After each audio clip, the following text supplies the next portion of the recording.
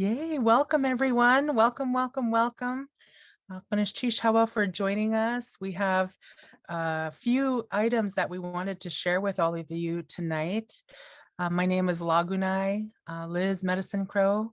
I am Kharas and Tlinget. I come from Qihuan, and I get to work with Shulugan Tanichkak at First Alaskans Institute. Yeah, Chamai, everybody. Wishi Lukanatanichkak, up to Hutna, Melissa Martin, FAI's Indigenous Operations and Innovations Director. I'm so happy to be here tonight with you, Loganai. Yeah, and too, Loganai, tonight's kind of the ANCSA U kickoff. So really, we're going to have ANCSA U conversations and activities and events from now all the way through December 17th, right? Yep, that's right. The passage of the bill and then signing it into law happened on December 18th. And so there are all kinds of other events being scheduled for that date. And so leading up to it, we will be hosting a number of ANCSA coffee times and also video recorded presentations like tonight to give folks a chance to more of the history and hear the different perspectives presented around the issues that are relevant and still pertinent today about the Alaska Native Claims Settlement Act and the people who were involved in it. And, you know, one of the things that I'm looking forward to is hearing a conversation that we'll be hosting as one of the ANCSA coffee times with some special invited guests who are going to be talking about who else benefited from ANCSA besides the common narrative, which is that it's a Native legislation. But in fact, we as Native people were only able to retain 44 million acres of our land through this process, and through that channel. There were others who benefited greatly from it, and those others haven't really seen the light of day in terms of that kind of a presentation to help people really understand not only what was at stake, but what we're up against as trying to hold on to our homeland. And it's good to have information and be exposed to the way other people think about these things. It helps inform us and helps allow us to not only be better advocates today, but also our children and our children's children, so that they will know this history and also be better advocates for their people and their future generations. So this one is actually taken from our most recent Elders and Youth Conference in October, where our board chair, Willie Hensley, just really kind of laid out some basics about the federal legislation. And then after he did his presentation, two young leaders joined him to ask him some questions, and their conversation was super rich as well. So we wanted to make sure to give everyone a chance to see this presentation and hear the conversation they had after the end. With that, let's go ahead and play the video. Thanks, Shlugan Tanishkak.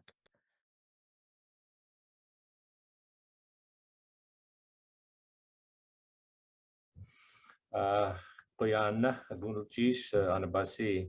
like to thank all of you for joining in on this 38th Elders and Youth Conference. And there are many of you that I do not know, and some of you do know me, but I thought I would just give a little short commentary about myself. I was born actually 80 years ago in June, summertime, thank goodness. But I was given the name Iggiagruk from my grandfather. He also had the English name Willie that was bestowed upon him by the missionaries. And our family was raised in Kotzebue, and most of my early life was actually out of town, about a dozen or so, 10 or 12 miles outside of Kotzebue. And for those our age, you know that it was a different world, completely devoid of government handouts.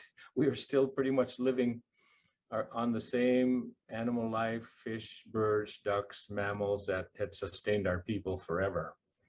And so that was the training I got, so to speak, in that Inupiat world of that era. And I attended boarding school in Tennessee, but before that, I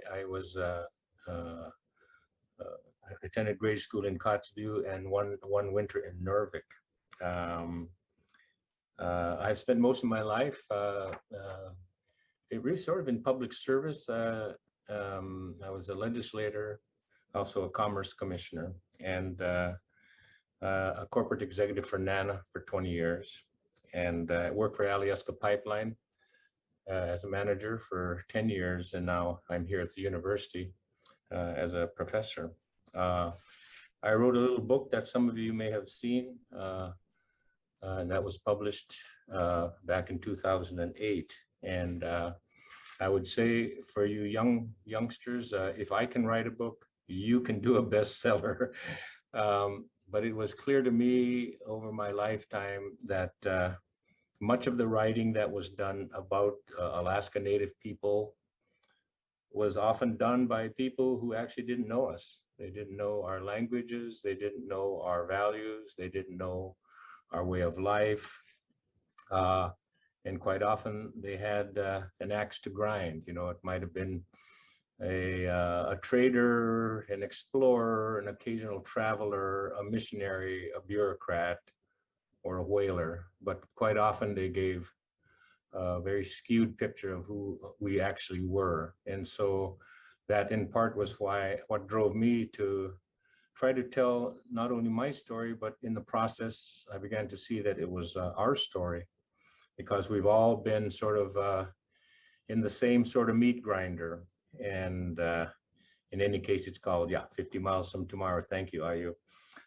In any case, I'd like to thank the FAI staff for putting this conference together, Liz Medicine Crow, Carla, and the others who've worked so hard to plan all the details.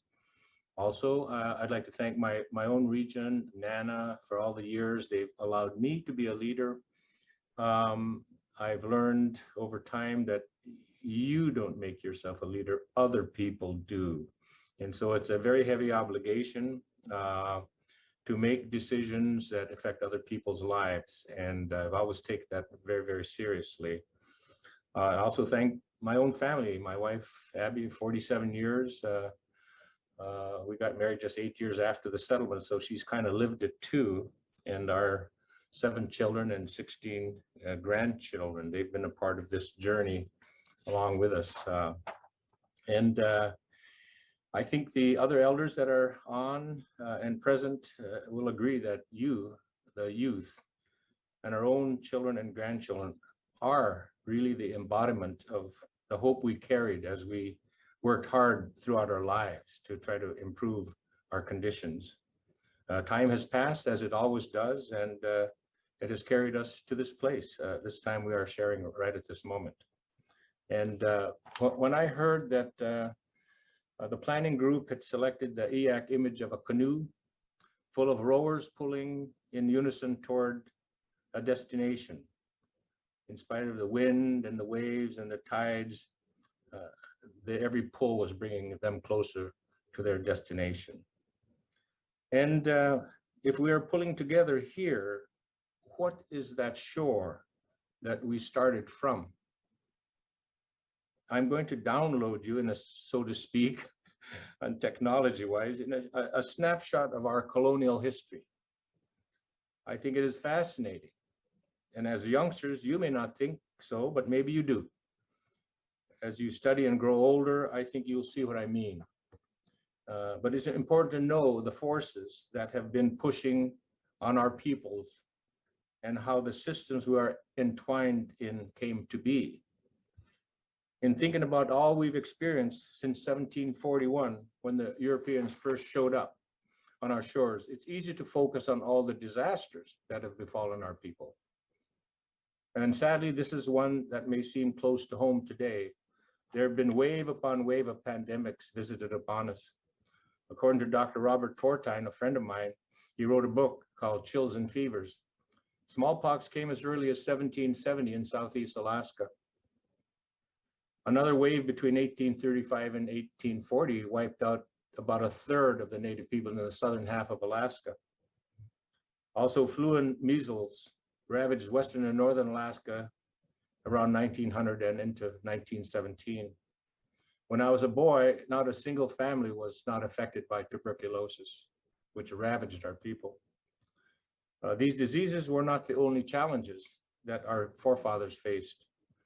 19th century New England whalers destroyed almost all the estimated 30,000 bowheads that were known to be in the Bering Sea in less than a century, bringing all kinds of problems to our communities that lived on whales and walruses in western and northern Alaska, causing very much difficulty.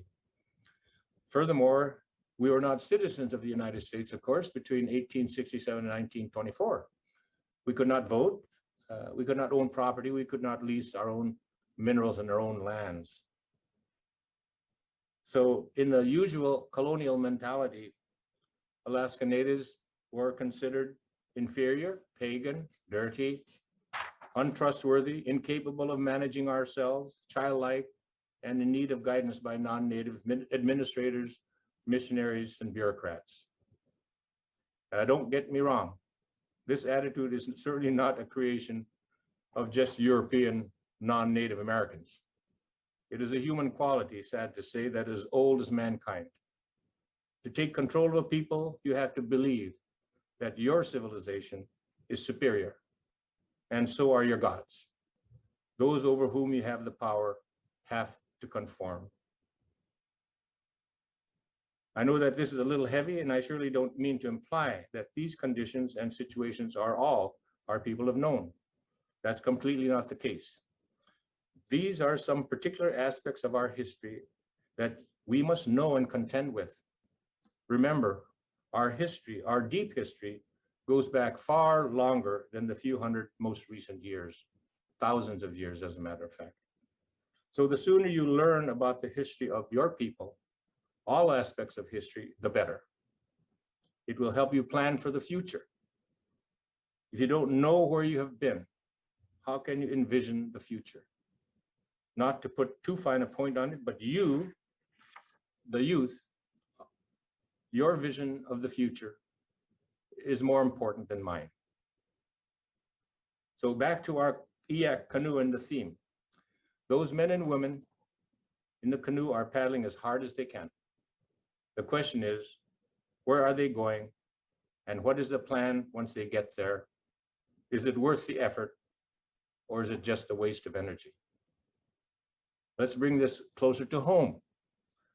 When the Tlingit were faced with having lost control of their salmon streams to the outside base canneries and their lands to the Forest Service, when they were denied the right to vote and own property, they organized the Alaska Native Brotherhood and later the Sisterhood. Eventually, they won the right to vote and became a power in territorial politics.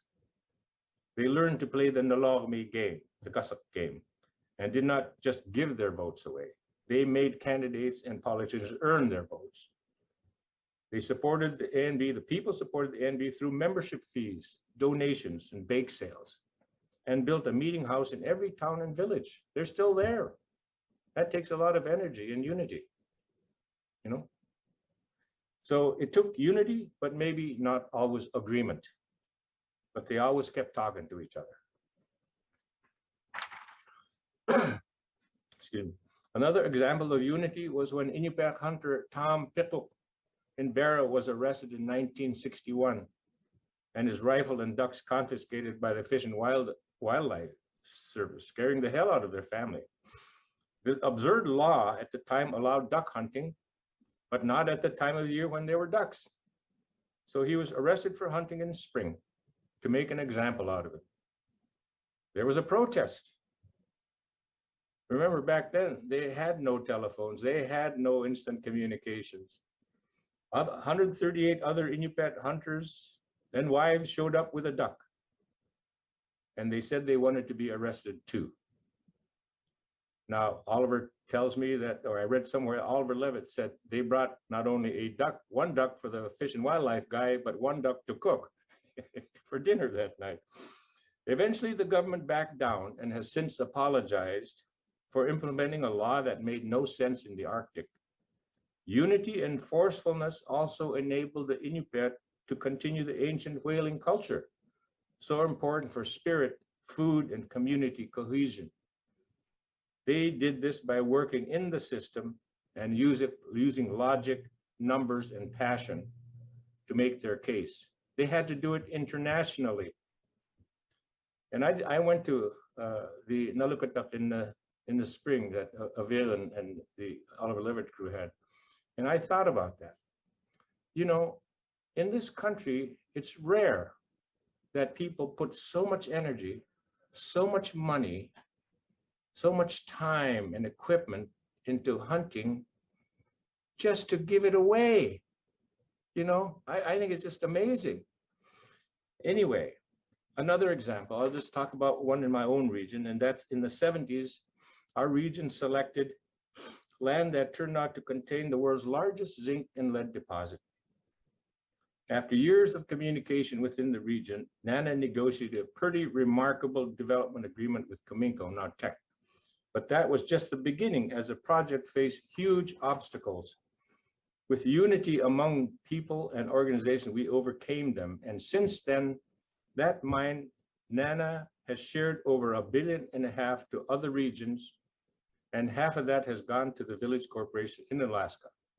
It truly has been a venture that has lifted all boats, just to continue our little metaphor. Now, you've heard by now that this is the 50th anniversary of the land claims legislation.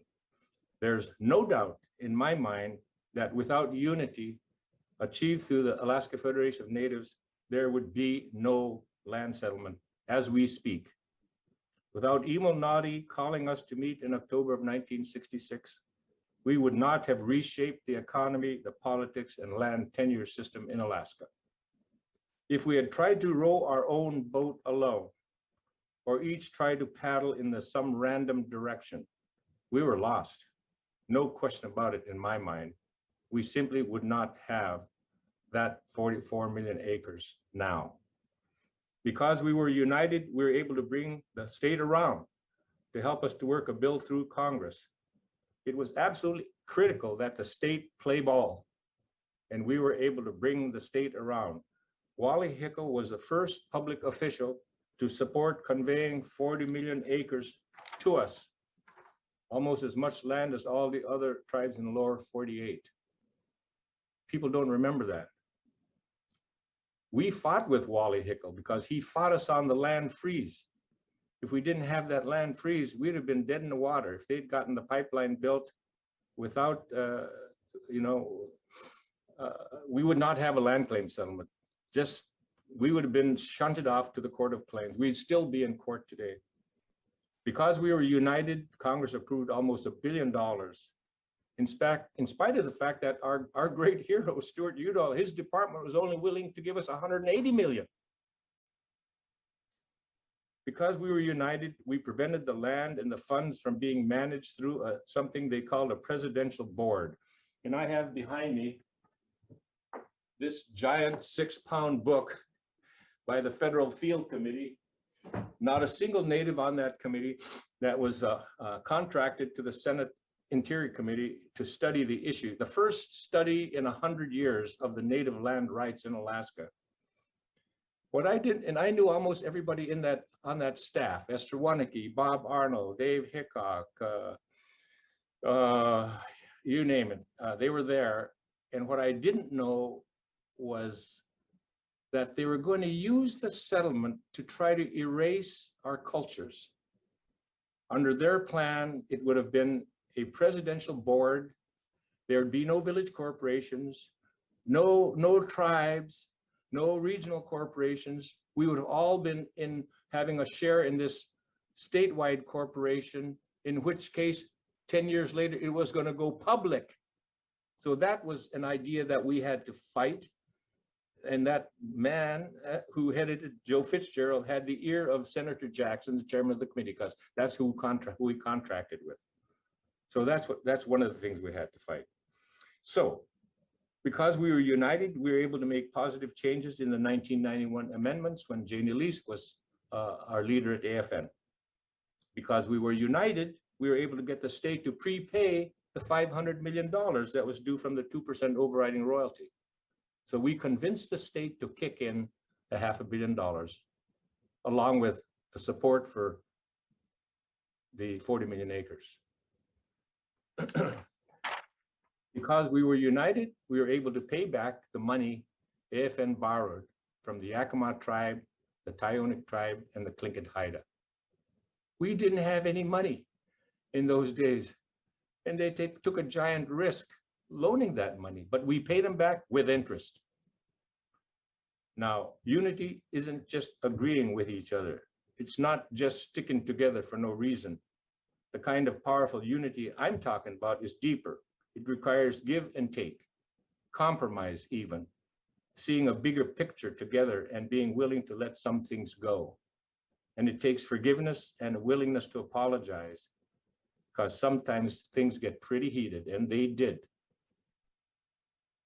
Believe me, when I say we were on the brink of completely losing control of our homelands back in 1966, the machine was in motion and the state was charging ahead, making its authorized 103 million acre selection that Congress said that they could have without so much as a hearing in the villages and regions that are to be affected. We had no corporations or boroughs or regional nonprofits at the time. Each village was on its own, no lawyers, no data, no protectors. Mark Ruffalo wasn't even born until 1967. No media, we had no media to fight what was happening back then. For you youngsters still in school, or even oldsters going back, let me tell you, you can make a difference.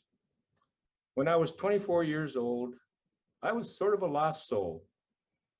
I had been gone away from home for 10 years, so I couldn't even shoot straight. I was a useless hunter, but I could read. I took a course in constitutional law in Fairbanks. It gave me the chance to study history and law and policy about native land. And I wrote a small paper. Here it is right here. What rights to land have the Alaska Native people? Jay Rabinowitz.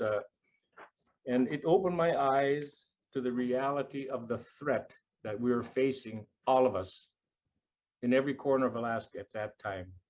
That knowledge was critical in the beginning in the defense of our lands, because Ituk, Edwardson, Charlie, he made my paper available at the first AFN convention in October 55 years ago.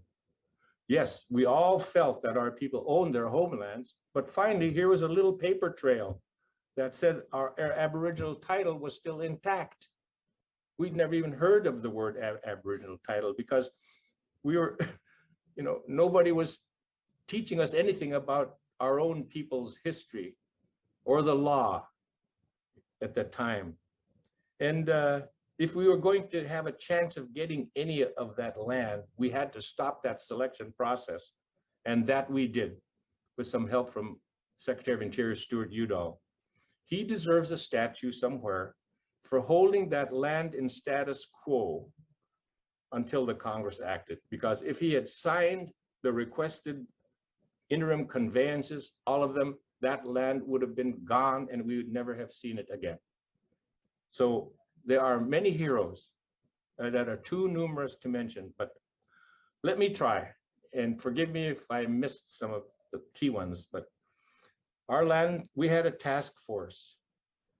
I have the notes. I have my AFN minutes over here in the corner. I have AFN reports and I have memories. Johnny Sackett, like myself, was in his 20s when he was elected to the legislature. And he became a key force. The fact that we actually had a state position really put the weight of leadership in part on us, because we were within the structure, and we had to be taken seriously. We had to do our homework. So Emil Nadi was young. He was 10 years younger than us. He was an engineer. He was mature, had a family, and he was the one who got us together. Iggiagruk was had just a high school education, but he was brilliant, and he learned about Indian law in Southeast Alaska, I think from William Paul maybe. But Iggiagruk couldn't speak. He stuttered.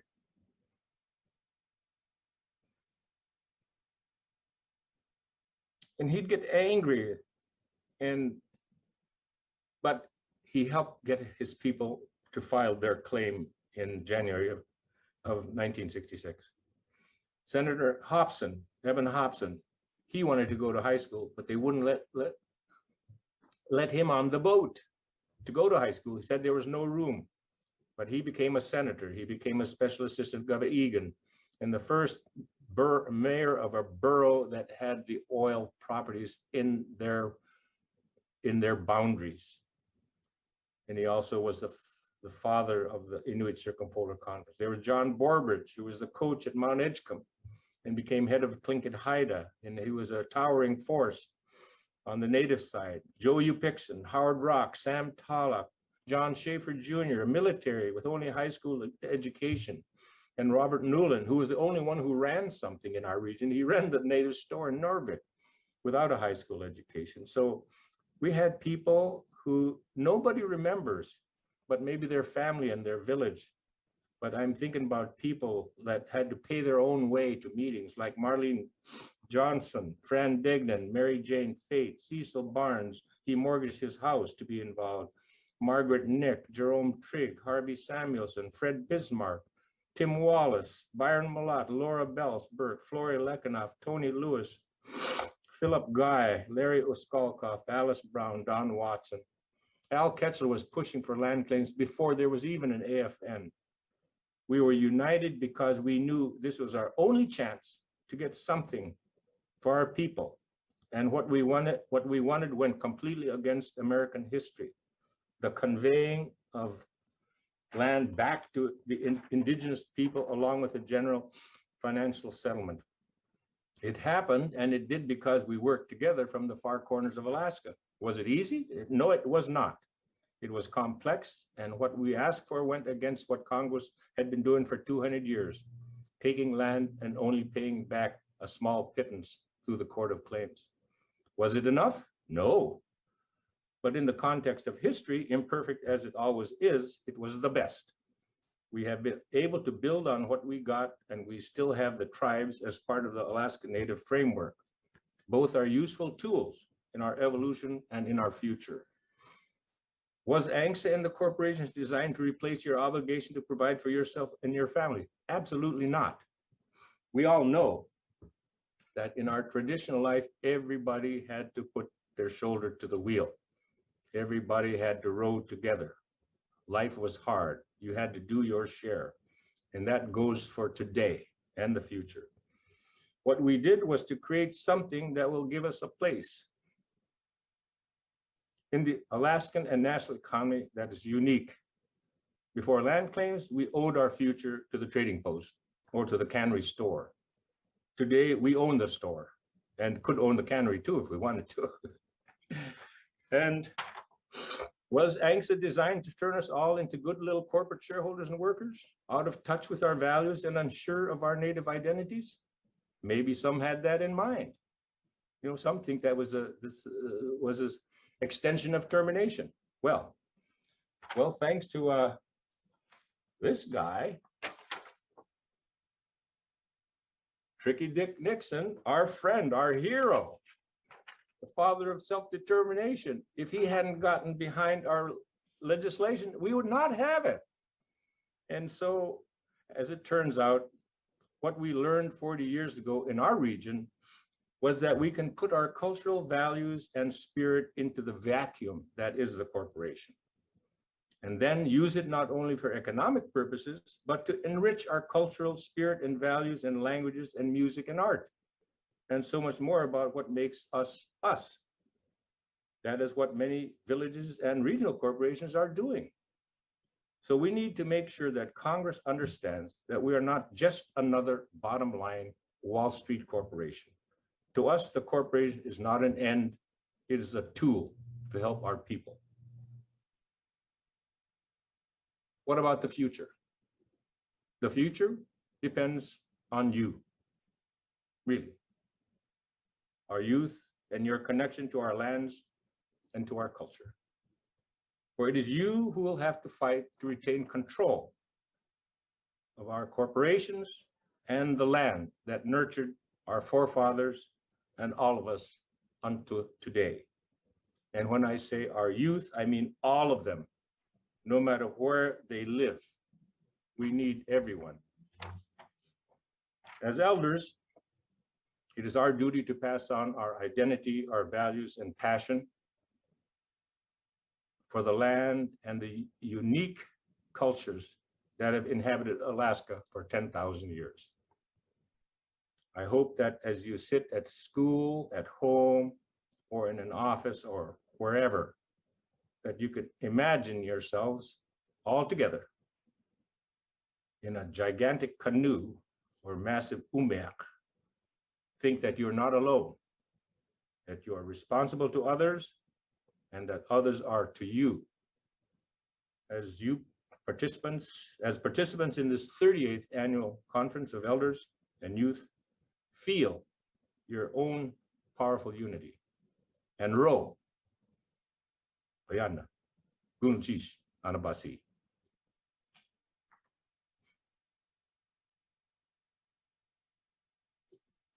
Ganesh Vayana. Iggiagruk, I'm so thankful for your voice and for your willingness to bring so many of those amazing leaders into our space and call their names into our space, to have their energy and to have their lives remembered alongside all of these young people here and lifted up.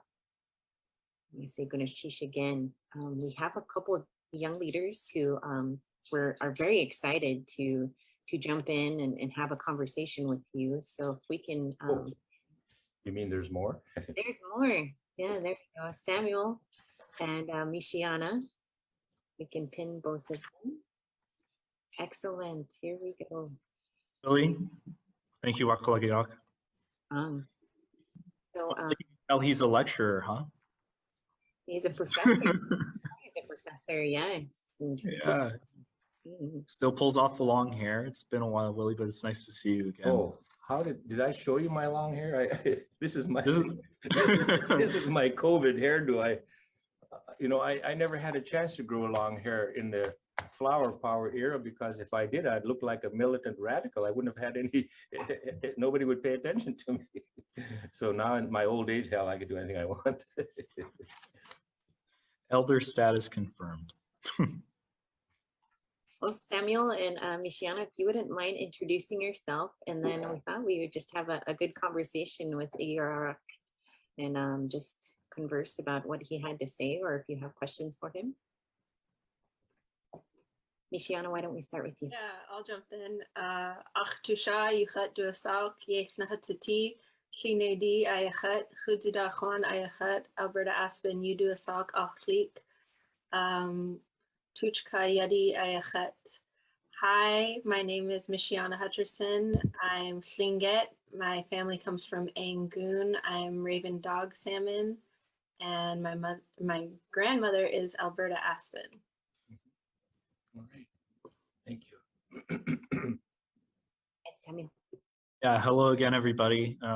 First of all, thank you so much, FAI, for inviting me to do this. I'm really happy and really honored to be able to share this online unceded space with everybody. My name is Samuel Hratzika. I'm the son of Tom and Vanessa Hratzika. Again, very honored to be that. I'm Aleut, Navajo, and Winnemem Wintu, and unlike Mishiana, I do not have access to any of those languages yet, but I'm kind of juggling, choosing between all three of them to try and learn and get back into it. Thankfully, I've got a good diversity of choices there. I'm also the grandson of Kenneth and Claire Hratzika, and Wilson and Jackie Sosi. So thank you again for inviting me into this space, and I can't wait to have a great discussion and dialogue with you all. Thank you. Well, sure both of you had the chance to listen to Iggiagruk. Do either of you have a question or something you would like him to speak more on? I have a question that I can jump in with. I know we have a lot of youth watching, and it's something that I wondered a lot about when I was growing up. And I was wondering if you could explain a little bit more about what's the major difference between an ANCSA corporation and a tribe. Alaska is very unique in that we're one of the only places that, you know, has those different layers to our identities. So I was wondering if you could spell that out for everybody. Okay, I'm not an expert on tribes. I'm not really an expert on anything, really. But you know, tribes have been in a sort of an essential part of American history, and in that early era of the United States attempting to separate itself from its motherland, the tribes were actually very, very key. And in the early years of the United States, after the Revolution, the tribes were still powerful, and so they actually engaged in treaty making, which is the way nations sort of relate to one another, what they could do and can't do, etc. And of course, those treaties that the United States made with the various tribes, became part of the law of the land as they were included in the United States Constitution as contracts. And of course, in those early days, the tribes, they were Indian nations that governed themselves, and they had their own structures. But the treaty making came to an end in 1871. Following the transfer of Russia's interests to the United States in 1867. Now, I have said, and I've learned since that, most of us were actually devoid of any history, law, or regulatory knowledge that so many of you already have now that we didn't have when we started in this process. I was one of the few that just got a smidgen of knowledge as a consequence of that research paper. But what that research paper showed me was that we still had Indian title that had not been extinguished, and it had power in American law, right? Most of us had very limited, or if any, exposure whatsoever to tribes per se, but those tribes were authorized in the 1934 law that was passed for the rest of the Indians in the United States, but it was applied to Alaska in 1936. Well, so in a sense, the tribes are some back east white guys' idea of how we're supposed to be organized, right? And in my opinion, there were not that many BIA bureaucrats up here in Alaska after the passage of that act. So I believe, and this is another, research this, will you? Because it's my feeling that every village, every teacher from outside Alaska who went to a village was sort of given the responsibility of organizing the tribe. And so I think they used a mimeograph, if you know what that is, to come up with a sheet that said native village of such and such, native village of such and such. Because we would never call our tribe in Kotzebue native village of Kotzebue, which it is today, where the Kikiktakurugmi, right? That's what we would have used for our tribe, right? So in a sense, that's how sort of the tribe sort of got started, was as part of the duty, I think, because that was the only federal government agent, right, in the village was the school teacher. Okay, so I didn't make this point strong enough, I think, in my presentation, but when you start engaging in negotiations, which is in effect what we were sort of beginning to do without really knowing that we were doing that, right? At first we said, well, this is all of it. This is all of our land, right? Well, who is going to buy that? Well, nobody was going to buy that idea, right? I mean, it had been our land for sure for thousands of years, maybe with shifting boundaries and stuff, because people fought like crazy over their space, right? Anyway, in any case, if we had come up with the idea and said, Uncle Wally, there's Governor Hickel, who in fact was Uncle Wally, if we had come up to, and he was fighting us tooth and tongue over the land freeze, but if we had come up to him and said, we want 200 federal reservations in Alaska, that was a non-starter. No way in hell would the state be on board a piece of legislation that was going to create 200 reservations with 44 million acres, because Alaska state pioneers have always been paranoid about our 200 villages out there doing their own thing, right? And I didn't also make a point of the fact that Senator Greening, who was in the Senate at the time, who'd been territorial governor, very accomplished guy, Harvard graduate, a doctor, a statesman, you know, when he learned as territorial governor that Venati had gotten 1.5 million acres, I think he was livid about the idea of natives getting that kind of land. As liberal as he was a right winger when it came to land, just like Bob Atwood was, who was the head of the Anchorage Times. They were just scared about the federal government creating reservations all over Alaska because they wanted our land and the wealth that was in it, right? And anyway, so it's a long way of answering the questions, but the tribes were created under that 1936 law, and of course the corporations were authorized under the 1971 law. Okay. Thank you. And they've got business duties. They're not governing entities, that the corporations are, although for some purposes the corporations are recognized as tribes, which I think is a good thing, to take advantage of certain federal programs, right? But the tribe actually has got its place because it's a government to government deal. It's a direct pipeline to Washington, you know, and they're still here. So in my opinion, your job as youngsters, as I figured, is to figure out how to minimize the conflict between the corporation and the tribe. To me, they're just tools for the betterment of our people, right? Figure out how to minimize that conflict and go for it, because, you know, we're competing with the rest of the Indians of the United States, as you know, for services, right? So go for it.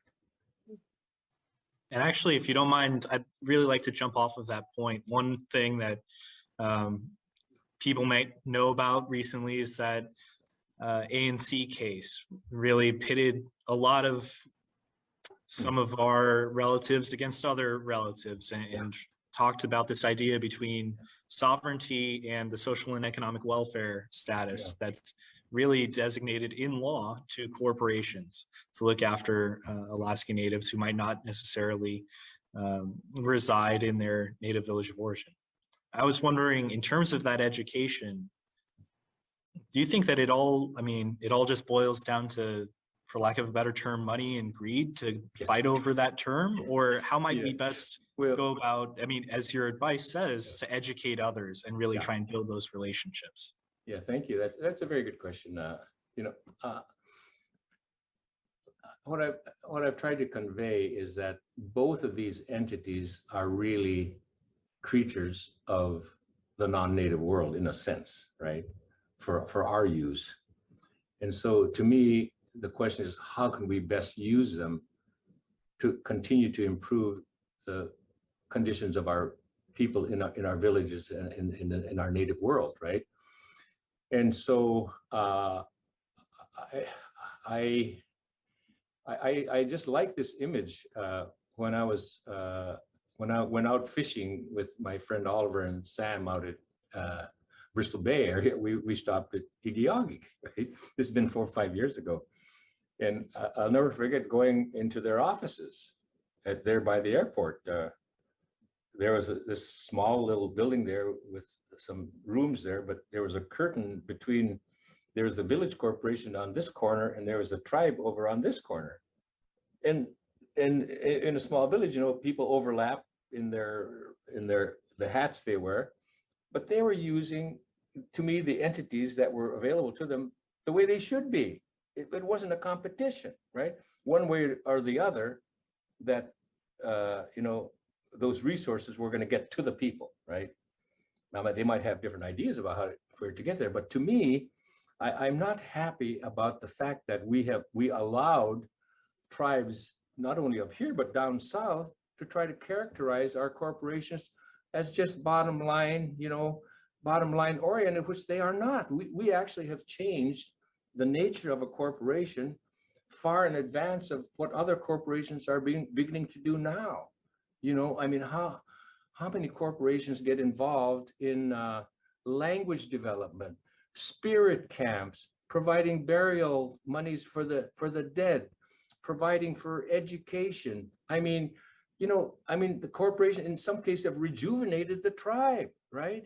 And provided the resources for them, get them to feel good about it. When there were some people who were unwilling to sign up as Native people because of the prejudice and discrimination. But along comes the land claim settlement. By God, I'm a Native. Boom, right? And more power to them. Okay. And you talk about as well trying to kind of tailoring something to our own benefit and our own needs as Indigenous people, making use of a kind of non-Indigenous framework. When I hear that, I think a lot about another prescient issue concerning extractive economies and how ANCSA through 7I and 7J really seemingly prioritized economic development via extractive economies, and the ways in which different corporations now, and I think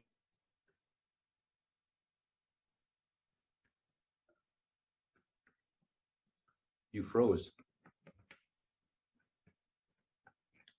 Uh-oh. Samuel, I We lose don't know. Samuel. He's frozen. Well, while he's unfreezing, I'll jump in with a different question for you. Okay. I know that the blood quantum divide creates a divide amongst people, regarding how Native somebody is. But from my observation, it also creates an age gap. And since we're at the Elders and Youth Conference, I was wondering if you could speak to how elders and youth can take on their roles to meet each other in the middle on this blood quantum divide, and how we see ourselves within the corporations. I really haven't given that a lot of thought. I probably should have listened in on your discussion. The system has always moved in the direction of sort of de-identifying people, right? That is it is sort of like the nature of the colonial process to kind of try to rewire your brains, right? And also, to me, this whole blood quantum thing is sort of almost part of that process, right? But remember, I forgot to make a stronger point of the fact that, remember, we only had this window of 66 to 71, to try to resolve a really complex problem, right? That had never been done before. And we were young and inexperienced, without a lot of knowledge about a lot of things. And we're just scrambling like crazy to gather enough knowledge, to kind of make decisions. So this Settlement Act is not perfect. One of the stories I heard about Canada years ago, now they haven't resolved their land issues, but when they first started dealing with some of the tribes in Canada, that they would sit down with a group of say Inuit, and there'd be like 8 or 10 of them, and then there'd be like about 20 lawyers, right? From representing the government and God knows what else. And then they finally decide, oh my goodness, we need to. So they provided funding so that this group could actually do. Look, if we had done our own thing like this, we never had the time, to think. Frankly, we might have come up with something different on this quantum thing. We want to make sure that people didn't get excluded, right? So we had a provision that allowed them to, if they were accepted as Indigenous, by the community. So I'm sure there were probably people who were accepted that weren't Indigenous, maybe. Who knows? But things aren't perfect. But we never had the chance to think through any. I don't remember a discussion on the corporate structure. But I do know for a fact that if we hadn't made that offer, we may not have gotten the land, because the state wasn't going to get on board. Just remember, the state had to be on board the major issues. the natives had to be united. If the natives were not united, if we weren't rowing in the same direction, that was a deal killer, you know? And so both of those situations had consequences in the bill itself. And I might add, Tlingit and Haida was an example. There was lots of controversy in the board of AFN about Tlingit and Haida because they had a settlement. And a lot of the members of the board from other parts knew that there were lots of Tlingit Haidas and they were going to be taking from the big pie, right? But I voted for it. We let them in because we had to have unity. And we couldn't have people doing pot shots in Washington at sort of critical times, right? So that having AFN support for provision was important. And it was the same with Arctic Slope.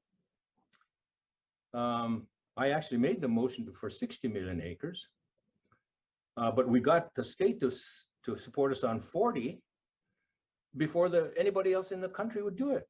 Our own Secretary of Interior was only going to 10 million. But the thing is, the further north you go, the more dispersed the animal life is. You know, in the Aleutian Archipelago, there was maybe 12 to 17,000 people maybe, because they had protein. Well, as you go north, the animal and fish life are spread out, so the people had to be spread out.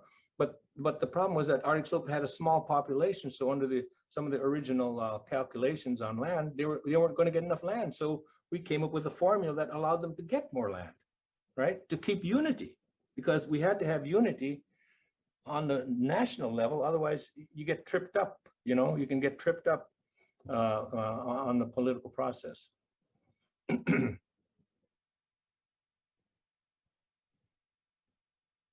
Yeah, great. Thank you. I'll let Sam jump back in here and Oh, react. he's talking about resources. He Yeah. thinks that resources are too well. Sorry, I dropped off there. Well, I'll tell you what. If we hadn't developed Red Dog, I think Bristol Bay would have been short about $100 million, right? In terms of their percentage of the initial enrollees. So the reality is that you know, if you have a resource, you know, it's up to the people to make that decision as to whether or not it's developed or not, right? And in our case, it took us long, hard discussions before the people agreed for us to proceed. They said, protect the environment, protect the subsistence resources the best you can. And by gosh, we had humongous obstacles before it would ever go. But the reality is it changed our region, and it also helped every other region and every other village in Alaska. So, you know, we all know that, you know, resources are finite, but at the same time, look, we have created an elders trust, so it has a continuing life to help the elders. There's the Iggiagruk Trust, our educational trust, so it continues to assist people and will for generations to come. So you have to make those judgments region by region.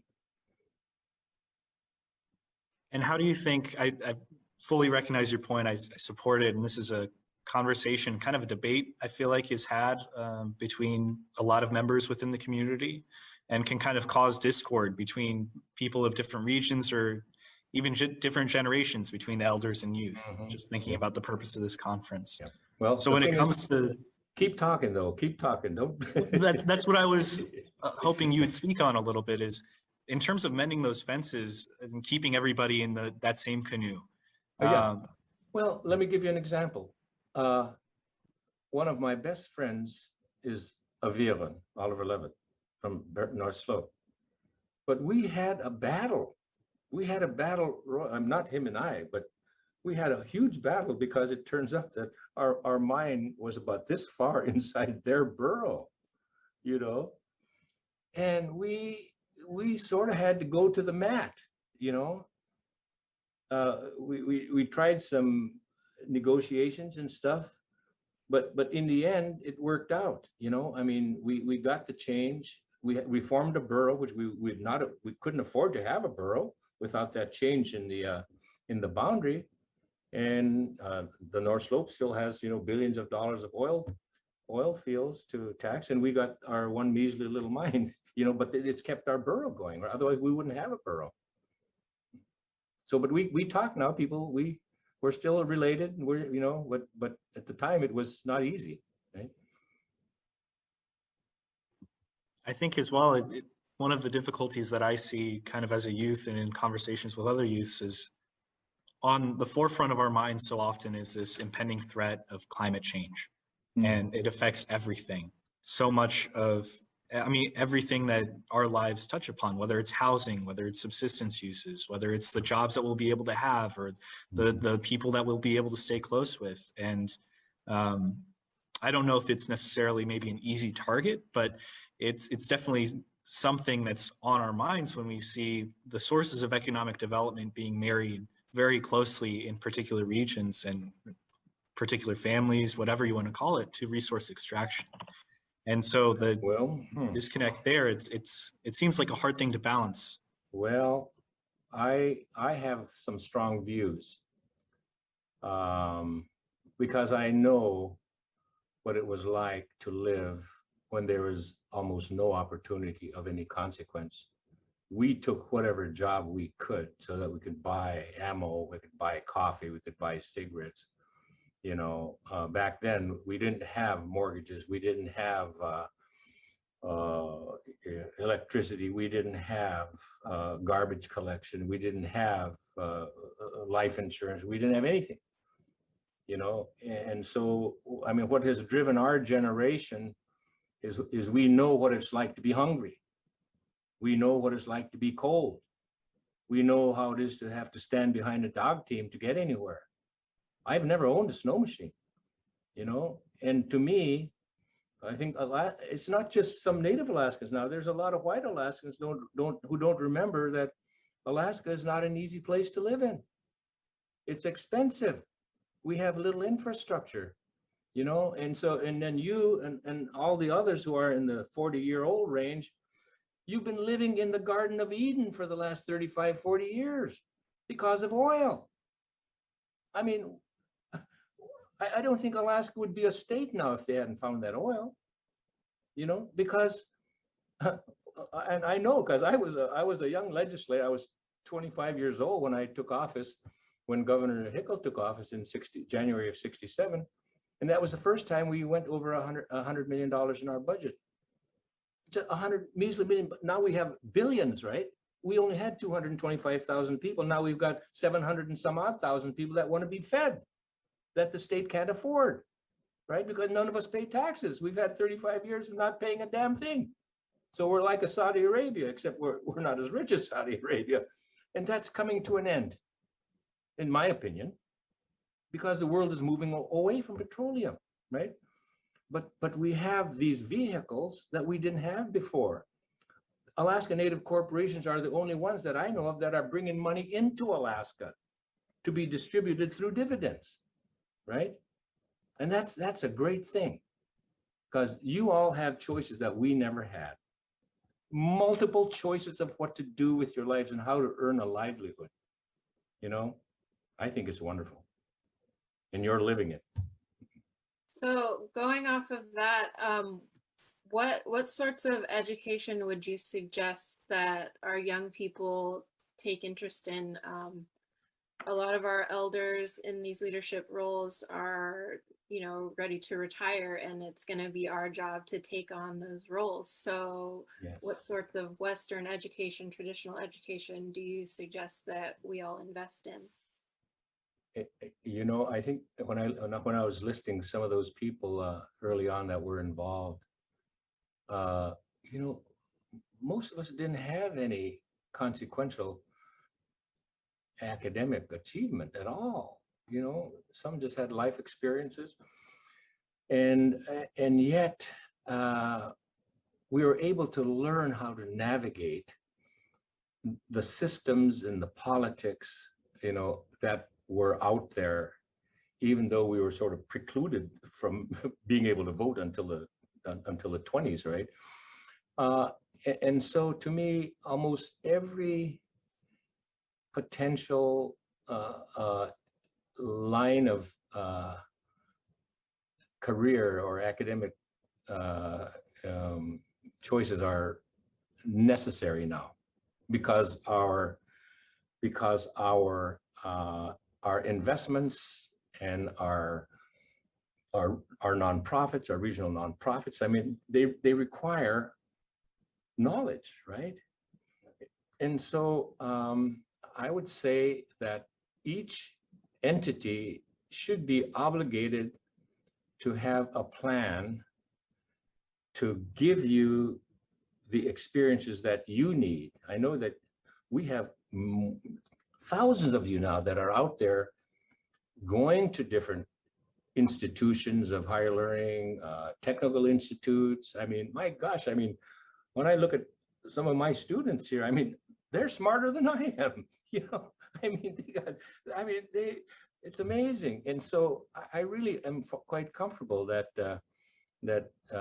between all the various educational foundations that our people have the opportunity to get the degrees that they need, but it takes work. I mean, you know, you got to have the facts, and that's, I push that, because if I hadn't done that, this little research, this teeny little research, I would have been dead in the water still.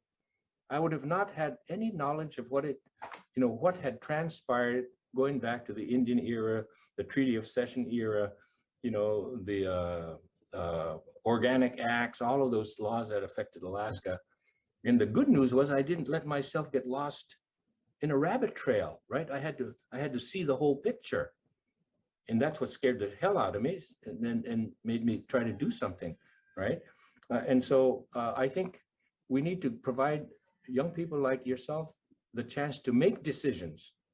I mean, you know, Alyeska Pipeline is one of those entities that really gives people a chance to move in different places, have experience in accounting and engineering and finance, you know, and that's what we need to do, you know, with our own young people. Give them the chance to make decisions and to know the processes that need to be gone through in running large entities.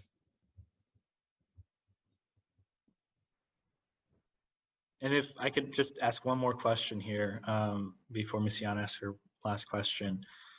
I'm curious, in a lot of the endeavors that you've undertaken, all of the numerous ones that we can read about in your book and everything that's come since, it seems like allyship has been such an important part of those conversations, whether it's within the Indigenous community itself or outside of it, and especially outside of it, whether you're talking about working with Wally Hickel or Secretary Udall. How would you like to advise us to court that allyship and to maintain it?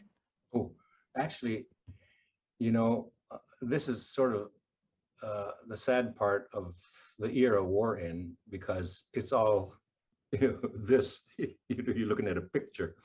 But, you know, what our people learned to do was to communicate, right? And you know, we weren't flag wavers or giant demonstrators, you know. When I think back at it, you know, we actually kind of tried to use logic and as much research as we could, and we had a lot of passion, right? And we everybody out there in a position of responsibility in the governmental system and in politics, to us, were potential allies, but you had to talk to them.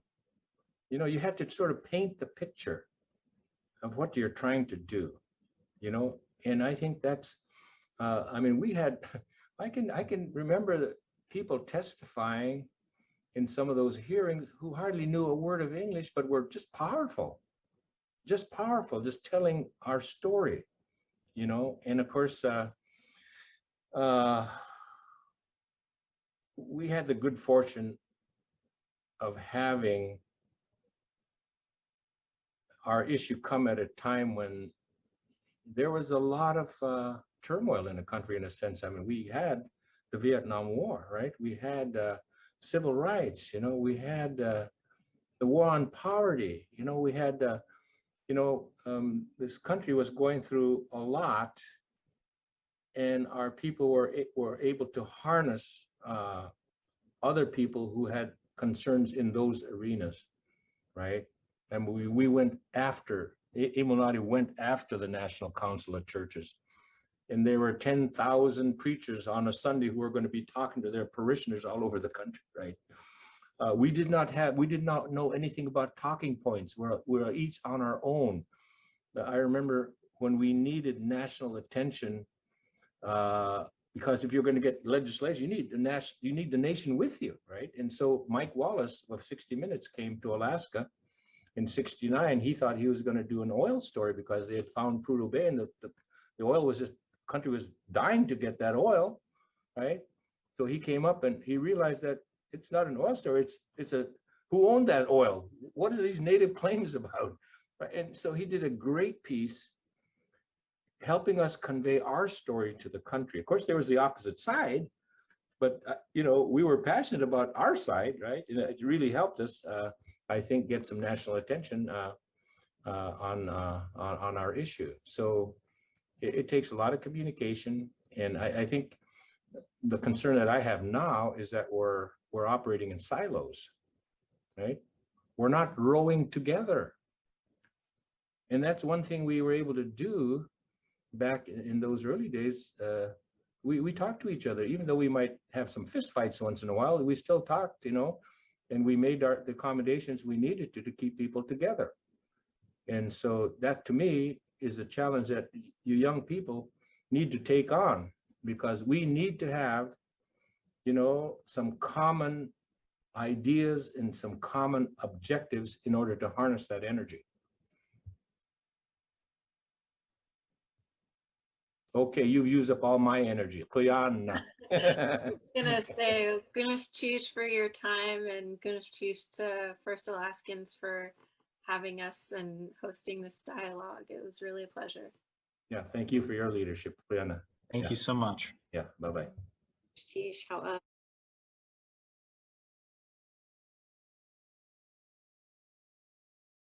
Wow, that was good. Good stuff. Wanted more. I wanted more of that interaction between Willie and Michiana and Samuel. Their conversation was just like starting to get really rich, and I loved their questions. I love some of the insights he was sharing from his experience, and then some of the kind of the messages that we know we've been hearing from our ancestors and our elders for a long time about what it takes to work together, even when it's hard or even when we don't agree. And you know what it takes for us to keep trying to respond to that call and live up to it.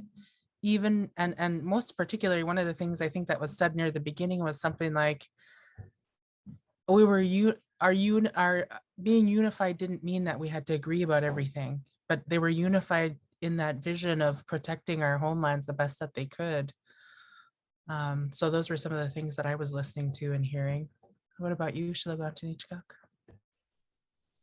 There were a lot of things that really, you know, struck me. I think one of the things that always amazes me about ANCSA was how young those leaders were at that time, you know, with little college education and not a whole lot of business experience.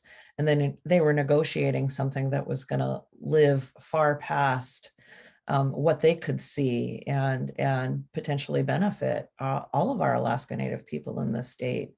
And they did the best they could. You know, is it perfect? Absolutely not. But we had to do something. So I think, you know, that was the statement that Willie made that really hit home with me, was we had to do something. And this was the best we could do at that time.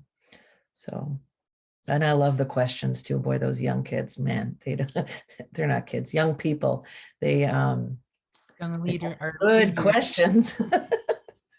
They did have good questions. I want more. So we're going to have to get some back for ANCSA U, one of our ANCSA U conversations, to what lifting up that mantle looks like in terms of our future generations. And you know, and our young folks who are leaders now, who are, you know, they're amazing advocates, and they're putting things together in ways that we didn't have an opportunity to do because, you know, this whole, you know, the interwebs is a new conduit, whereas for them, they grew up swimming and living in it. And, you know, I'm super excited about what will come to pass, but also, you know, just thinking about that moment during Willie's presentation where he started speaking about Iggiagruk and about what a powerful advocate he was despite the challenge that he had. And I could tell he got choked up when he started telling and naming these people's names that were so involved, and who were so profound in the way that they were involved, like Iggiagruk. And I could feel that emotional response that Willie was having kind of coming through me at the same time, because I was thinking about all those people and their families and their communities, you know, and our people have been through so much in the recent, you know, last couple hundred years, but we've also been here for thousands of years. And that wisdom, that knowledge about how we make it together was really one of the big themes I took away from the whole presentation. Yeah, it was excellent. So I can't wait for our other ones. I know, me too. Yeah. More to come. But well, I think we've been on long enough for the night, and just want to say for all the folks who've watched it.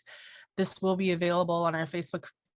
So we're hoping that others will be able to use it for their classes, for their curriculum in you know, K through 12 and through university, as well as in workplaces, so people can get a better understanding of this part of history. And just, you know, welcome all of you to continue to utilize it. Sounds good. Good night, everyone. For being with us.